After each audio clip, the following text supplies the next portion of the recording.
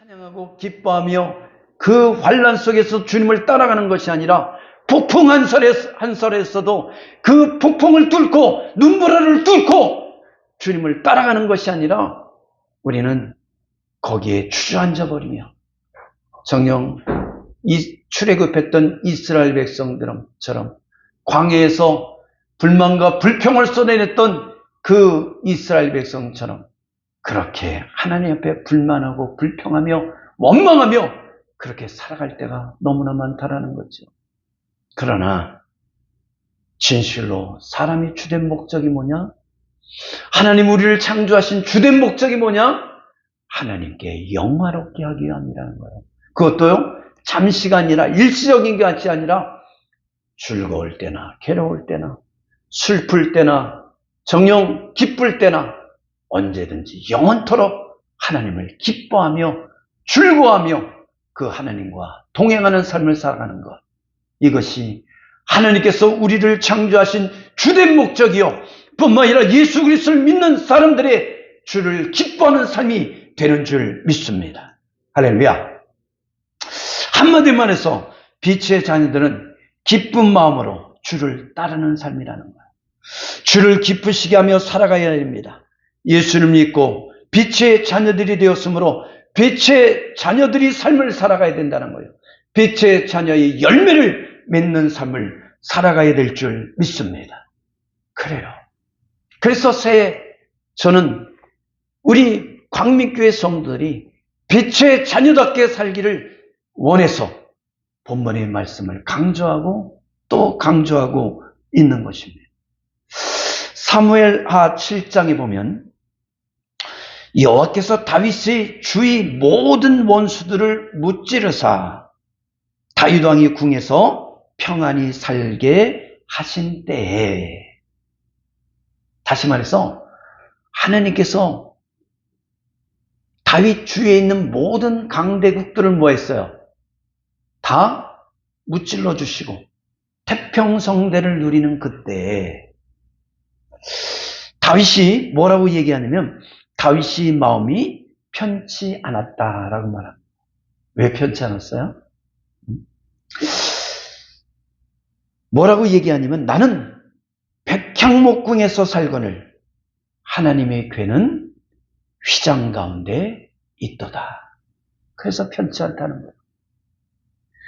나는 이 화려한 궁전에서 백향목궁에서 잘 태평성대를 누리고 있는데 잘 먹고 잘 자고 잘 쉬고 그리고 하나님이 주신 그 축복으로 잘 누리고 있는데 전능하신 하나님의 언약궤가 성막 가운데 거하고 있도다.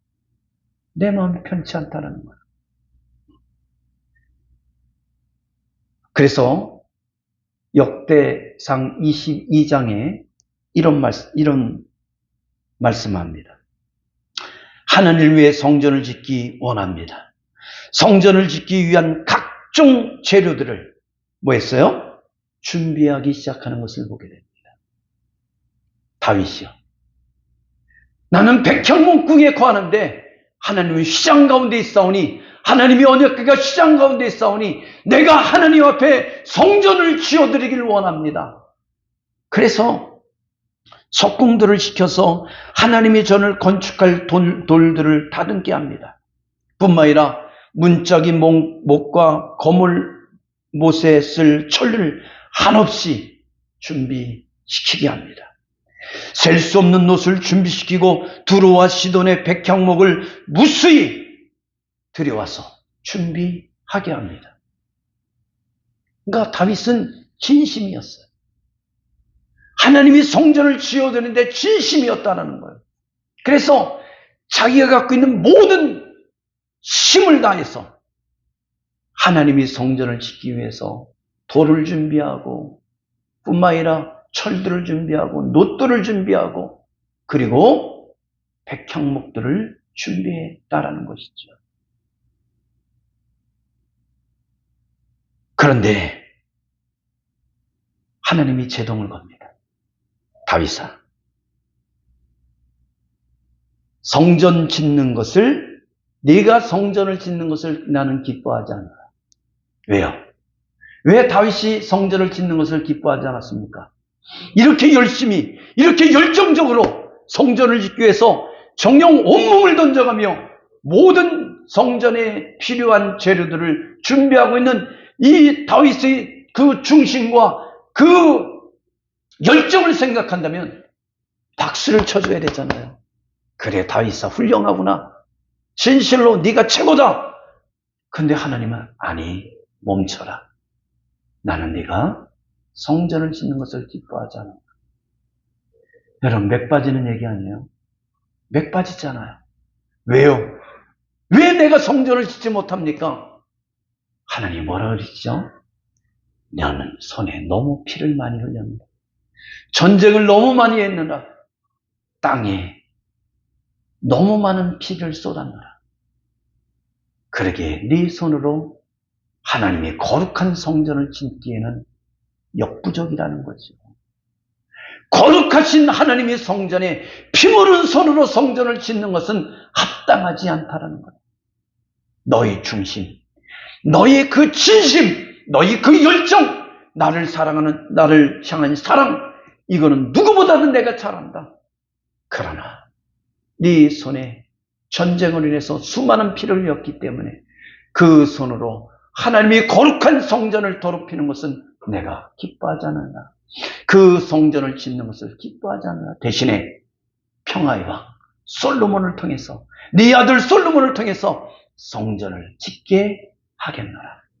할렐루야. 여러분, 그때 우리 같으면 어떻게 할 것 같습니까? 무슨 말입니까? 내가 이 엄청난 것을 준비했는데 이제 멈추라고요? 우리는 고집을 부리며 할 수 있을 거예요. 아니, 많은 사람들이 그래요. 지금 대한민국 교회에 수많은 교회들이, 수십억, 수백억 되는 교회들이 매몰로 나와 있어요. 팔려고 나왔다니까요. 누가 사는지 아세요? 이단들이 사들이고 있어요. 왜 그런 줄 아십니까? 욕심을 부렸어요.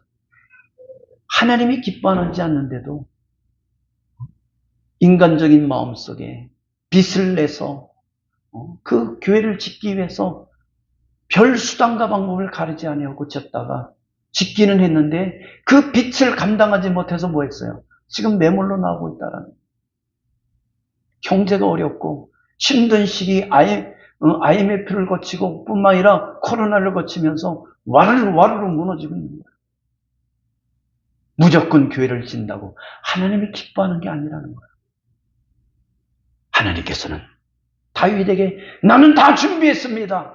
그럴 때 아니, 너희 중심은 내가 받았노라. 네가 나를 얼마나 사랑하는지 내가 누구보다 잘 알아. 그러나 네 손에 피를 묻혔기에 나는 그것을 거부하노라. 멈춰라. 그리스도의 다윗은 따지지 않았어요. 원망하지 않았습니다. 불평하지 않았어요. 그 자리에서 뭐 했죠? 멈췄다라는 거예요. 이게 주님을 기쁘게 하는 삶입니다. 그냥 무조건 직진한다고 해서 그것이 하나님이 기뻐하는 것이 아니라 멈추라고 할 때 멈출 수 있는 것, 하나님이 멈추라고 할 때 멈출 수 있는 삶, 그것이 뭐야? 그것이 하나님이 기뻐하는 삶이라는 거예요. 여러분, 이 다윗의 성전 건축을 통해서 우리는 무엇을 깨달을 수 있습니까? 다윗은 성전을 지으려는 뜻을 좋은 것이었어요. 그죠? 성전을 짓기 때는 그 마음은 좋은 것이었잖아요. 그러나 하나님이 기뻐하지 않았더니, 하나님께서 피 부는 손으로 성전을 건축하는 기뻐하지 않았더니 다윗은 그 성전을 세울 재료들만 준비하고 정령 돌들과 문짝목과 철들과 셀 수 없는 녹과 모든 백향목만 준비하고 뭐 했어요? 멈췄다라는 것. 하나님을 기쁘시게 하려면 내 방식대로 충성하는 게 아니에요. 내 소견대로 순종하는 게 아니에요. 정녕 하나님이 기뻐하시는 뜻대로, 하나님께서 원하시는 대로 하나님 말씀대로 순종하는 그런 은혜가 있길 주님으로 축원합니다. 여러분, 우리가 사무엘하 6장에 보면 다윗이 하나님이 언약궤를 옮겨오는 그런 장면이 기록되어 있습니다. 자, 하나님이 언약궤를 옮겨올 때 이 아비나답이 집에서 그 아들 누구요? 우사와 아요가 그 세 수레의 언약궤를 싣고 어떻게 해요? 끌고 그리고 옮겨오기 시작하는 것을 볼 수가 있습니다. 여러분, 그냥 수레가 아니라 낡은 수레가 아니라 무슨 수레요? 새 수레. 나름대로 신경을 썼어요, 안 썼어요? 엄청나게 쓴 거죠. 그냥 일반 차가 아니라 세단 차를 뽑아서, 새 차를 뽑아서 어떻게 한 거예요? 언약궤를 모신 거예요. 그만큼 인간적으로 뭐예요? 정성이 깃들어진 거 아니에요. 뿐만 아니라 다윗과 이스라엘 온 족속이 잔나무 만든 여러 가지 악기와 수금과 비파와 수구와 양금과 재금으로 여호와 앞에서 뭐 했어요? 연주하면서 모든 악기를 동원하면서 정령 연주하면서 그 앞서가며 언약궤 앞에서 연주하면서 언약궤를 옮기기 시작했다라는 것이죠.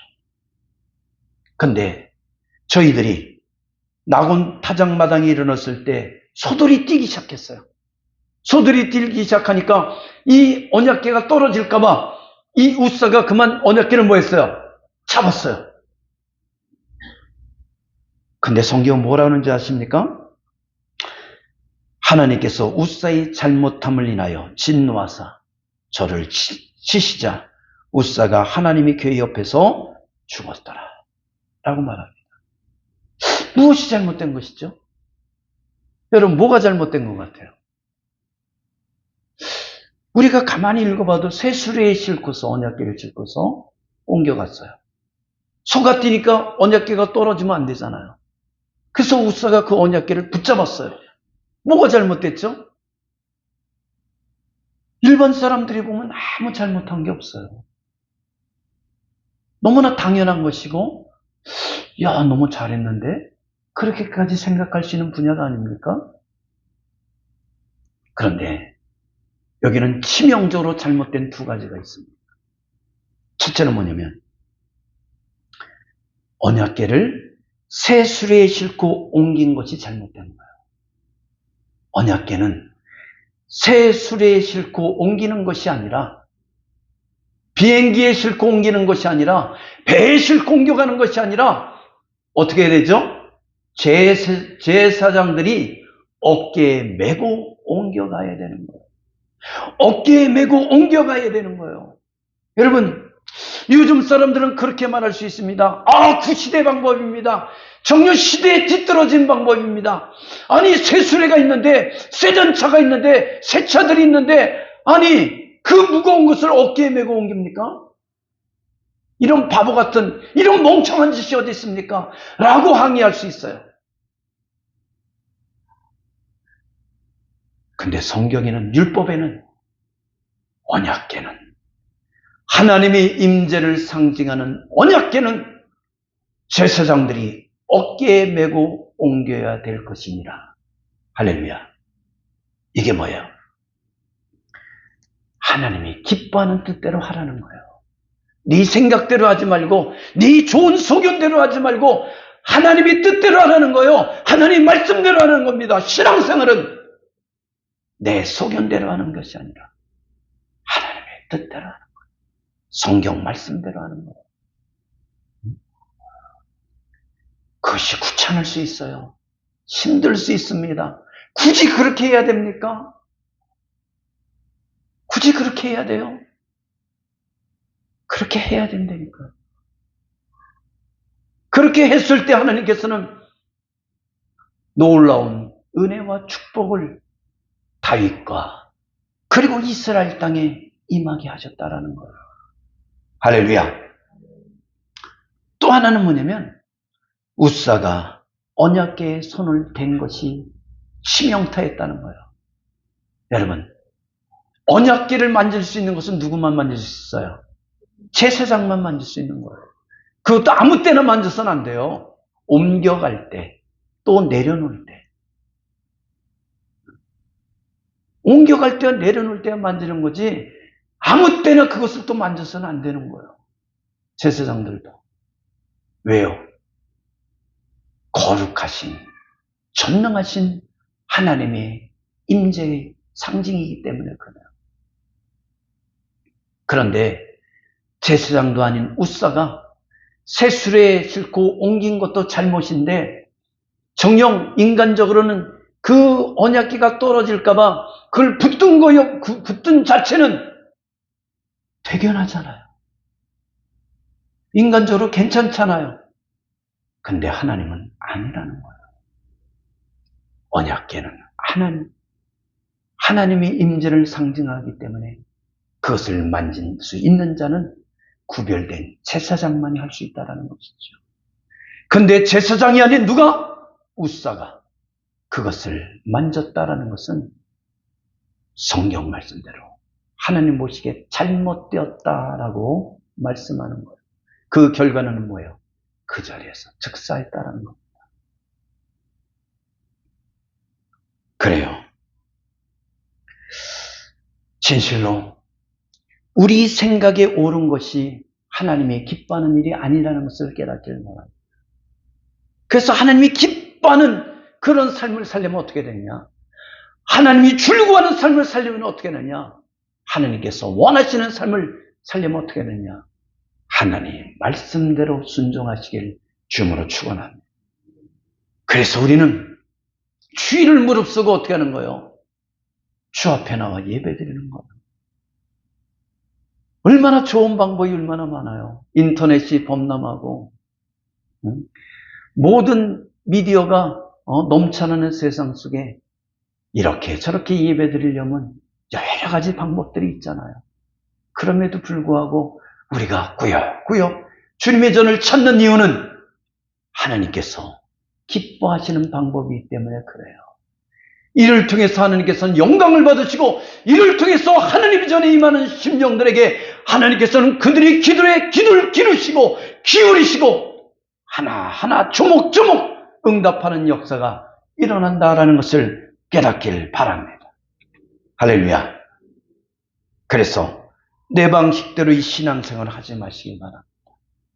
2025년도는 하나님이 기뻐하시는 하나님의 방법대로 말씀대로 우리가 신앙생활하고 우리가 믿음생활하고 우리가 그렇게 전도할 수 있는 은혜가 있기를 주님으로 축원합니다.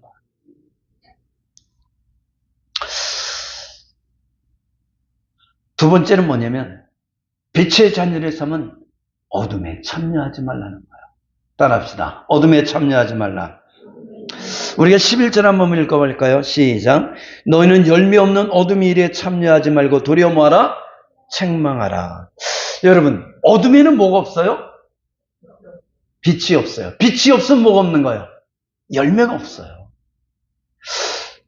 만약에 우리 이 예배당에 불을 다 꺼놓고 식물을 딱 갖다 놓는다면 아마 열흘 안에 빛을 못 보기 때문에 뭐 할 거야? 시들어 버릴 것 같아요. 그죠? 우리 여기 화초가 근사하게 있잖아요. 그죠? 근사해서. 이거는 죽었다 깨어나도 시들지 않아요. 죽었다 깨어나도 시들지 않아요. 항상 360일 어떻게 해요? 푸르러요. 너무나 감사하죠. 근데 여기에는 뭐가 없어요? 생명이 없어요. 왜 그러죠? 저 알아서. 근데 볼 땐 좋아 같지 않죠? 저도 깜짝 어떤 때는 불 탁 끼면 이거 보면 야 너무 싱싱한데? 그럴 때가 있어요. 그런 생각할 때가. 그래요. 조화에는 생명이 없어요. 그러나 이 생화는 생명이 있습니다. 근데 이 생화가 푸르르기 위해서는, 꽃을 만발하기 위해서는 뭐가 있어야 돼요? 물이 있어야 되고 빛이 있어야 된다라는 것이죠. 우리는 전에는 어둠이었어요. 그러나 예수 그리스도를 믿는 지금은 뭐가 됐어요? 빛 대신 주님께서 우리에게 빛을 비춰주심으로 말미암아 빛의 자녀들이 되어준 줄 믿습니다. 그래서 우리가 빛의 자녀이기 때문에 빛의 열매를 맺어야 되고, 그리고 빛의 자녀다운 삶을 살아가야 된다라는 것이죠. 여러분, 2023년에는 뉴욕시의 지로 인한 피해가 너무너무 컸다고 합니다. 지금도 마찬가지예요. 그래서 이 전철에 사람이 잠들어서 졸고 있는데 쥐가 그 다리를 타고 몸에 올라가서 막 겨다니는 동영상이 떠다녀요. 내가 어제 그걸 봤어. 이 설교를 준비하기 위해서. 그래서 이 뉴욕시에서는 쥐를 잡기 위해서 그 지잡이 공무원을 뽑는데 연봉이 얼마인 줄 아세요? 연봉이 1억 5천에서 2억 2천. 저를 좀 시켜줬으면 좋겠어. 저 쥐 잘 잡아요. 제가 초등학교 때, 우리 초등학교 때는 쥐들이 많았잖아요. 그래서 쥐 꼬리 잘라가기. 쥐를 얼마나 잡았는지 꼬리를 잘라가면 그 개수에 따라서 연필도 주고 그랬어요. 그래서 또 집에 보면 이 쥐들이 좀 잘 다니잖아요. 그래서 이렇게 뭐 석가래 같은 데 이렇게 기둥 같은 데 보면 쥐들이 이렇게 지나가기도 하고 그러잖아요. 그러면 저는 손으로 잡았어요. 깡다구가 좋아가지고 손으로 잡았어. 그래서 쥐가 이렇게 지나가면 여기다 이렇게 손을 얹어. 그럼 손을 보고 어떻게 해요? 확 돌아가잖아요. 여기다 손 올렸다 딱 잡아요. 그렇게 잡은 쥐가 수십 마리였던 것 같아요. 그러다 한 번은 물렸어요. 꼬리를 잡고 이렇게 장난치다가 확 돌았으니 여기를 물더라고요. 근데 이 이빨이 얼마나 센지 손톱이 그냥 부러져 파여버렸어. 그 정도로 세요, 이빨이. 야. 근데 이 쥐들이 어디서 살죠? 밝은데 어두운 곳에 살아요. 어두운 곳에 살아요. 창고에 가면 어두운 곳에 쥐들이 나오고 또 뭐가 나오죠? 바퀴벌레들이 나오잖아요. 여러분, 어두운 곳에 있는 것은 어둠의 세력들이에요. 해를 끼치고 정녕 여러 가지 전염병을 일으키는 그런 해충들이 거하는 것을 볼 수가 있다라는 거죠. 여러분, 이 쥐들이 옮기는 질병 중에 렙토스피라증이라는 것이 있답니다. 렙토스피라증. 이거는 어두운 곳에 거는 쥐 소변을 매개로 감염이 됩니다. 그래서 발열, 두통, 오한, 종아리, 허벅지, 근육통, 안구 충혈. 이런 증상이 있으면 이거 렙토스피라증? 뭐 이렇게 한번 생각해 보세요. 쥐가 옮긴 거 아니야? 근데 요즘 쥐가 볼 수 있어요, 없어요? 여러분, 우리나라는 뉴욕시보다 더 좋은 것 같아요. 뉴욕시는 막 전철 안에 쥐들이 막 드글드글 거리는데 우리는 어때요? 쥐 찾아보기가 어렵잖아요. 그죠? 쥐 찾아보기가 어려워졌어요. 어둠 속에 식물을 두면 빛을 보지 못하면 시들어서 죽어버립니다. 어둠 속에 사람이 장기간 있으면 비타민 D가 부족하고 뼈가 잘 부러지고 골다공증과 무기력증과 우울증과 피로감과 섬유 근육증, 만성질환 등이 일어날 수 있다고 합니다. 그렇다면 영적인 어둠에 있으면 어떻게 될 것 같습니까? 영적인 어둠 속에 있다면 불의를 행하게 되고 악을 따르게 되고 정녕 신앙의 열매가 없다라는 것이죠. 그 결과는 예수님께서 무화과 나무를 저주한 것처럼 잎사귀는 무성한데 열매가 없는 것을 보고 이 시간 이로부터 너에게 열매가 없을 것이다 라고 저주했을 때 다음날 무화과 나무가 뿌리부터 말라 비틀어 죽었더라. 할렐루야. 그래요. 우리가 신앙이라고 합니다. 예수 그리스도를 믿는다고 합니다. 빛의 자녀라고 그래요. 근데 빛이 열매가 없다면 우리는 어떻게 될 수 있다는 거예요? 뿌리째 말라 비틀어 줄 수 있다는 것을 알아요. 그래서 세례 요한은 뭐라고 말하죠?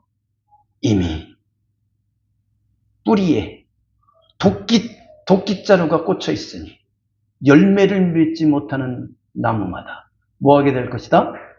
식어버리게 될 것이다 라고 말하잖아.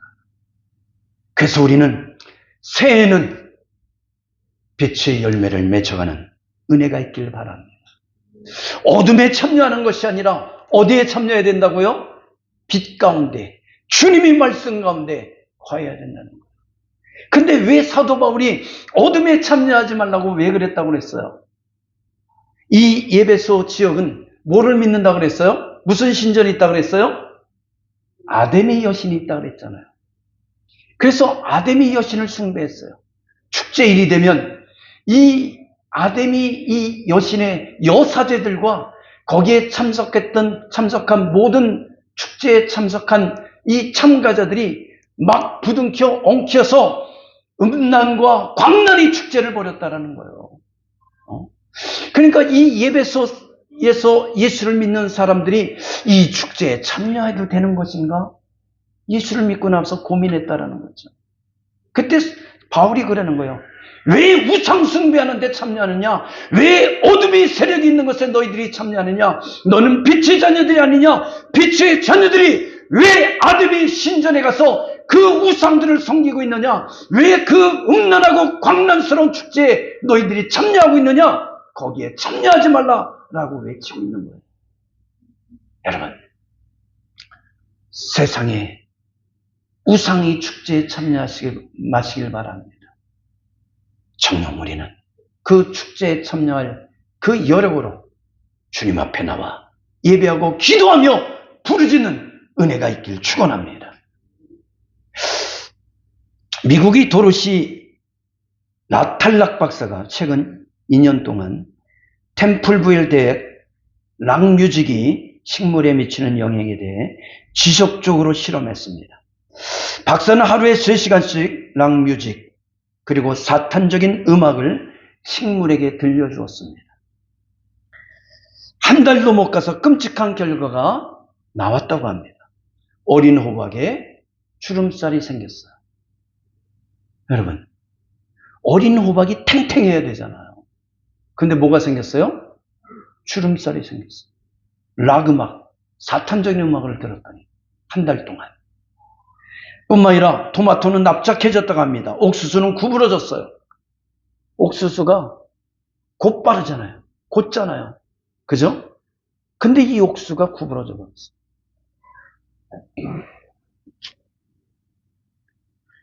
반면에 왈츠와 세레나데, 찬송을 들려준 식물들은 생기를 띠기 시작했고 싱그럽게 그렇게 자라나기 시작했다는 겁니다.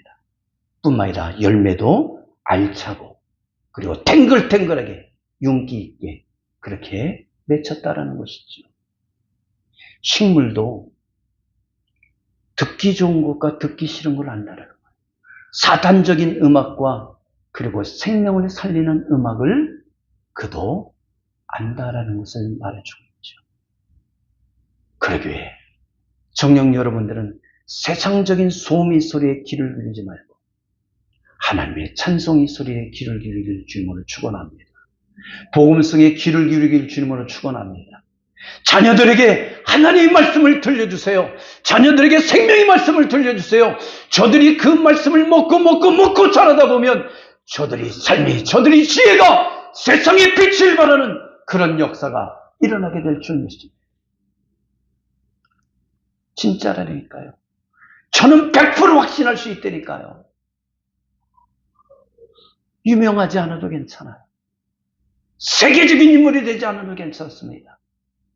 그러나 하나님 보시기에 가장 귀한 존재가 하나님 보시기에 가장 아름다운 존재가, 하나님 보시기에 가장 이쁜 존재가 될 줄 믿습니다. 여러분, 이 세상 잠시 살다가는 나그네 같은 길이 아니에요. 이 나그네 같은 길 속에서 우리가 이 세상을 살면서 예수 그리스도를 믿고 살면서 진실로 작은 천국을 교회 속에서 체험하며 그 하나님의 말씀과 찬양을 통해서 하나님 나라를 경험하며 체험하며 살아가는 은혜가 있기를 축원합니다. 그래서 우리는 옛사람을 벗어버려야 됩니다. 옛 습관을 벗어버려야 됩니다. 그리고 열매 없는 어둠에 참여하는 것이 아니라 오히려 이 어둠에 참여하는 내 발걸음과 내 생각과 내 손을 뭐하는 거예요? 책망할 수 있는 그런 은혜가 있어야 된다는 거죠. 바울은 그러는 거예요. 오히려 어둠에 참여하려는 그 잘못된 사고를 책망하라는 거예요. 그 발걸음을 책망하라는 겁니다. 그래서 돌이키라는 것이죠.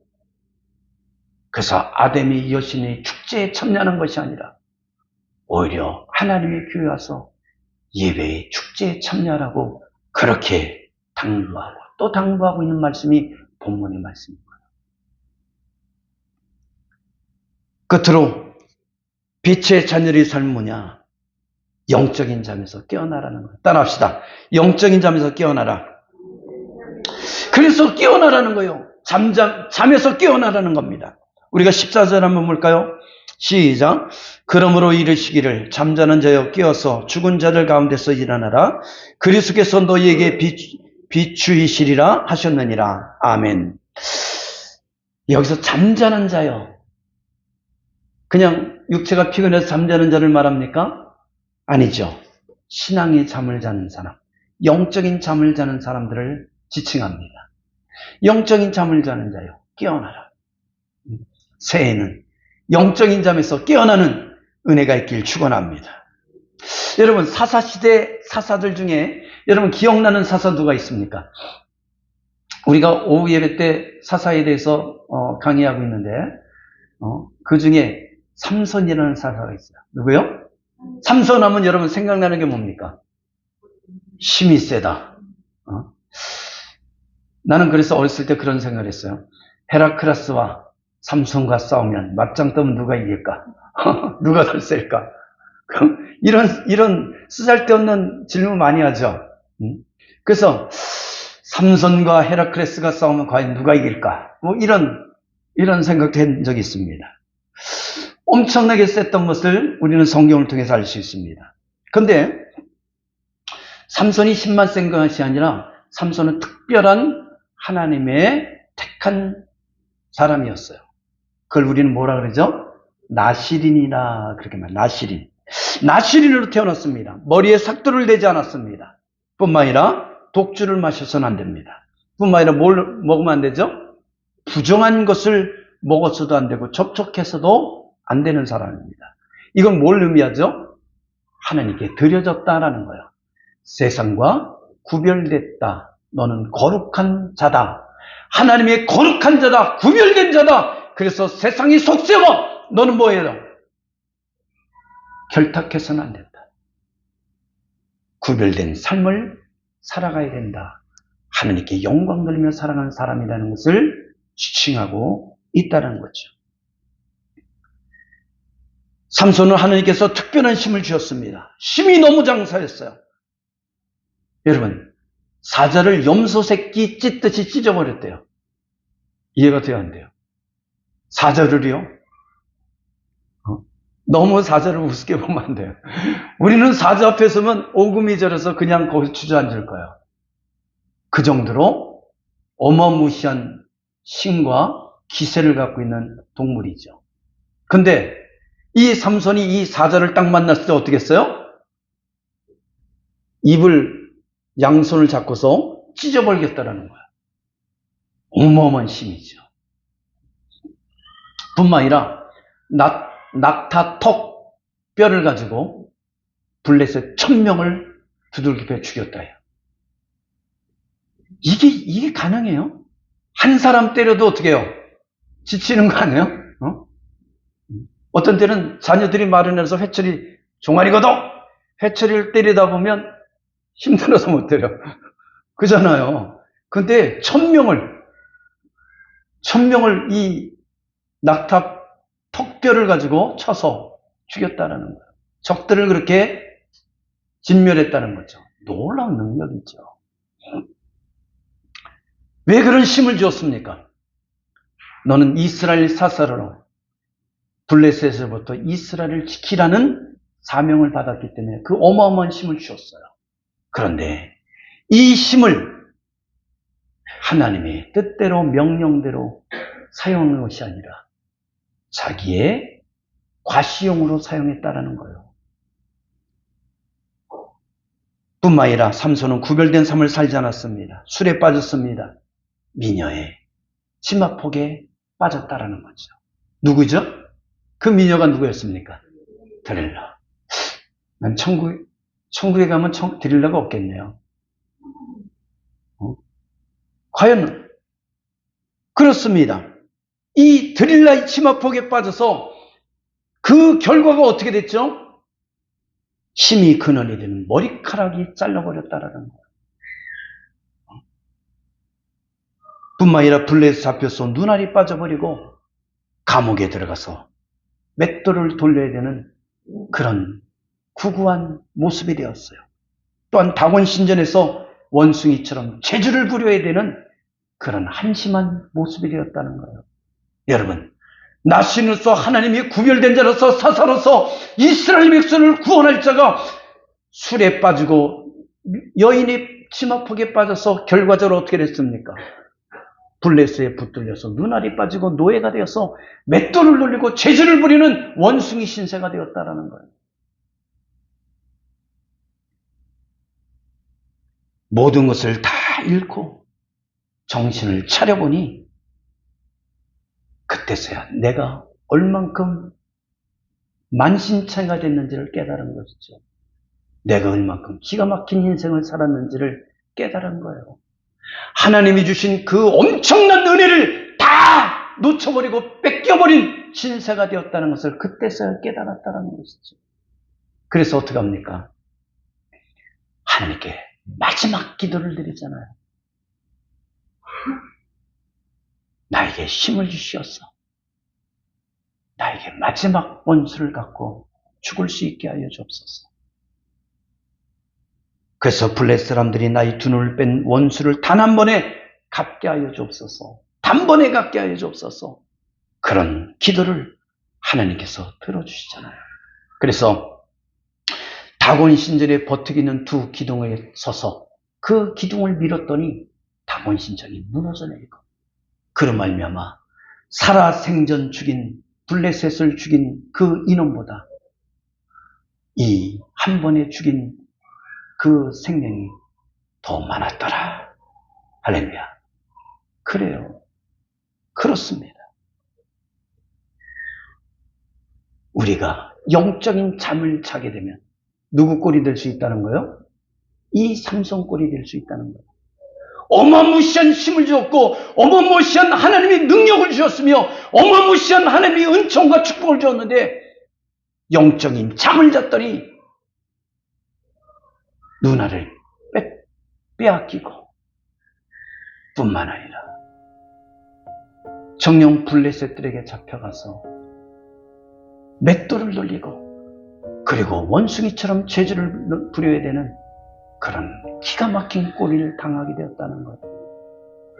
우리가 영적인 눈을 깨지 않으면 우리도 언제든지 이런 모습이 될 수 있다는 걸 깨닫길 바랍니다.